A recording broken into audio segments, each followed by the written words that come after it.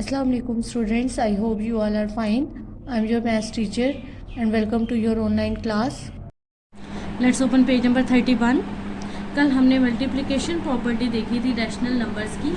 आज हम उसी में थोड़ा सा चेंज देखेंगे कि अगर हमारे पास, जैसे हमने कल एक्सरसाइज का जो क्वेश्चन किया था, क्वेश्चन नंबर 8, इसमें हमारे पास ये था कि पहले इस ब्रैकेट की मल्टीप्लिकेशन प्रोसेस किया था, इस ब्रैकेट को सॉल्व किया था मल्टीप्लाई से, देन इन दो जो हमारे पास रैशनल नंबर आए थे उनको ऐड किया था।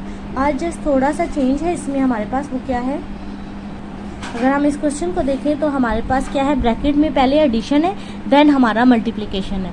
उस क्वेश्चन में हमारे पास पहले मल्टीप्लिकेशन था देन हमारे पास एडिशन का प्रोसेस था। अब हम क्या करेंगे, यहाँ पे जैसे हम एडिशन करते आए हैं कि डिनोमिनेटर को सेम करने के लिए हम न्यूमरेटर और डिनोमिनेटर को मल्टीप्लाई करवाते हैं किसी नंबर से, इसी तरह दूसरे टर्म के न्यूमरेटर और डिनोमिनेटर को हम मल्टीप्लाई करवाते हैं। वो करवाने के बाद इनको ऐड करेंगे। तो देखिए यहाँ पे हमारे पास क्या है, 1/2 मल्टीप्लाई 2/3 प्लस 3/4। पहले हम इस ब्रैकेट को सॉल्व करेंगे। कैसे सॉल्व करेंगे, देखिए क्या है हमारे पास, 2/3 प्लस 3/4। अब देखिए इसमें 3 और 4 दोनों एक टेबल में नहीं आते, एलसीएम ले लें तो क्या आएगा हमारे पास 12। हमने इन दोनों टर्म्स को 12 बनाना है, ठीक है। 12 बनाने के लिए हम क्या करें, 3 को किससे मल्टीप्लाई करवाएं, तो हमारे पास 12 आता है 4 से। इट मीन्स इस पूरी टर्म को हम इस नंबर से मल्टीप्लाई कराएंगे। 4 2 ज़ा 8 बाय 4 3 ज़ा 12 प्लस, अब इस पूरी टर्म इसको हमने 12 बनाना है। इट मीन्स इस पूरी टर्म को हमने इस नंबर से, इसके नंबर से मल्टीप्लाई करवाना है। 3 3 ज़ा 9 डिवाइडेड बाय 3 4 ज़ा 12। डिनोमिनेटर दोनों का सेम हो गया। अब हम क्या करेंगे, डिनोमिनेटर को 1 टाइम लिख लेंगे और न्यूमिनेटर्स को ऐड कर लेंगे। तो इन दोनों को ऐड करें 8 + 9 तो हमारे पास होता है 17। अब आ गया हमारे पास 17/12। ये तो हो गया इस ब्रैकेट का आंसर। उसको हमने मल्टीप्लाई करवाना है 1/2 से। तो क्या होगा, अब हम क्या लिख सकते हैं, इस ब्रैकेट की जगह, जैसे यहाँ पे देखें इस पूरी ब्रैकेट की जगह हमारे पास आंसर क्या आया था, यहाँ पे अभी 17/12। तो यहाँ पे इन्होंने डायरेक्ट लिख लिया 17/12। देन उसको हमने मल्टीप्लाई करवाना है 1/2 से। 17 1 ज़ा 17 एंड 12 2 ज़ा 24। ये हो गया लेफ्ट हैंड साइड। अब राइट हैंड साइड पे देखें तो क्या लिखा हुआ था, राइट हैंड साइड पे देखें इन दो टर्म्स में मल्टीप्लिकेशन का साइन था और प्लस, और इन दोनों में मल्टीप्लिकेशन का साइन था।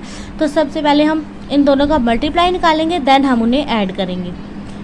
तो क्या होगा, फर्स्ट 2 टर्म यहाँ प्लस सेकेंड 2 टर्म्स यहाँ लिखी हुई हैं। 2 1 ज़ा 2। इन्होंने इस तरीके से किया है कि इस 2 की कटिंग इस 2 से कर दिया एंड 1/3। ऐसे भी हो सकता है कि 2 1 ज़ा 2 बाय 3 2 ज़ा 6। तो 2/6 की जो कटिंग होती है वो 1/3 ही होती है, डायरेक्ट लिखा हुआ है। प्लस अब देखें आमने सामने किसी चीज़ की भी कटिंग नहीं हो रही, तो 3 1 ज़ा 3 4 2 ज़ा 8। अब यहाँ आ गया 1/3 प्लस 3/8। अब यहाँ हम आमने सामने कटिंग नहीं कर सकते क्योंकि ये मल्टीप्लिकेशन का साइन नहीं है, ये हमारे पास एडिशन का साइन है। अब हम क्या करेंगे, अगेन इस टर्म को हमने और इस टर्म को सेम करना है। इन दोनों का एलसीएम आता है हमारे पास 24। 3 और 8 का जो एलसीएम आता है वो हमारे पास आता है 24। 8 3 ज़ा 24। अब हमने इन दोनों टर्म्स को 24 बनाना है। तो क्या करेंगे, 3 को किससे मल्टीप्लाई करवाएंगे, 8 से, तो ये 24 होगा, और 8 को 3 से करवाएंगे तो 24 होगा। तो इस पूरी टर्म को हम 8 से मल्टीप्लाई करेंगे। 8 1 ज़ा 8। जैसे मैंने इसको सॉल्व किया है, अगेन मैं आपको इसका भी सोल्यूशन दिखा देती हूँ। यहाँ पे 1/3 प्लस 3/8। अब हमने क्या बनाना है, 24। 8 1 ज़ा 8 8 3 ज़ा 24 प्लस 3 3 ज़ा 9 प्लस 3 8 ज़ा 24। डिनोमिनेटर हो गया हमारे पास सेम। अब हम क्या करेंगे, 1 टाइम लिख लेंगे और न्यूमिनेटर्स को ऐड कर लेंगे तो हमारे पास आ जाएगा 17। तो अब यहाँ पे भी आंसर यही लिखा हुआ है। इट मीन्स कि दोनों टर्म्स को जिस तरीके से भी सॉल्व किया जाए आंसर हमारा सेम रहेगा। इसी तरह स्टूडेंट हमारे एक्सरसाइज का जो क्वेश्चन है, क्वेश्चन नंबर 10 जो है वो सेम इसी प्रोसेस से होगा। पहले आपने इन दोनों का एडिशन निकालना है, एडिशन निकालने के बाद जो भी टर्म आएगी उसको इस टर्म से मल्टीप्लाई करवाना है।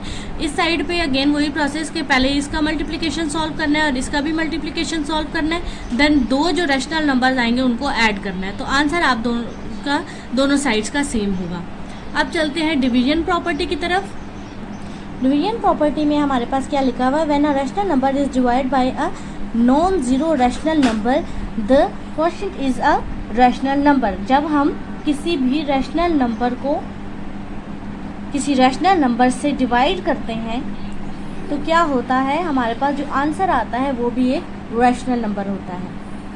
ठीक है, एग्जांपल यहाँ पे गिवन है 3/4 and 5/8 are the rational number. Then अब ये भी एक रैशनल नंबर है, देखिए, और ये भी एक रैशनल नंबर। इन दोनों को डिवाइड करेंगे तो देखेंगे कि क्या हमारा आंसर जो है वो रैशनल नंबर आता है।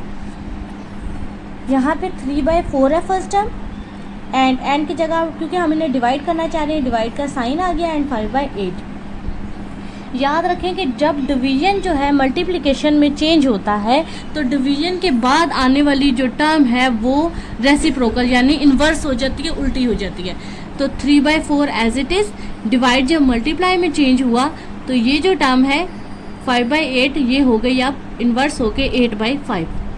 अब क्या करना है, अगर तो आमने सामने जो वैल्यूज़ हैं क्रॉस में उनकी कटिंग होती है तो उनको कट कर देंगे। जैसे 4 1 ज़ा 4, 4 2 ज़ा 8, 3 2 ज़ा 6, 5 1 ज़ा 5। तो आंसर क्या आ गया 6/5, जो कि एक रैशनल नंबर है।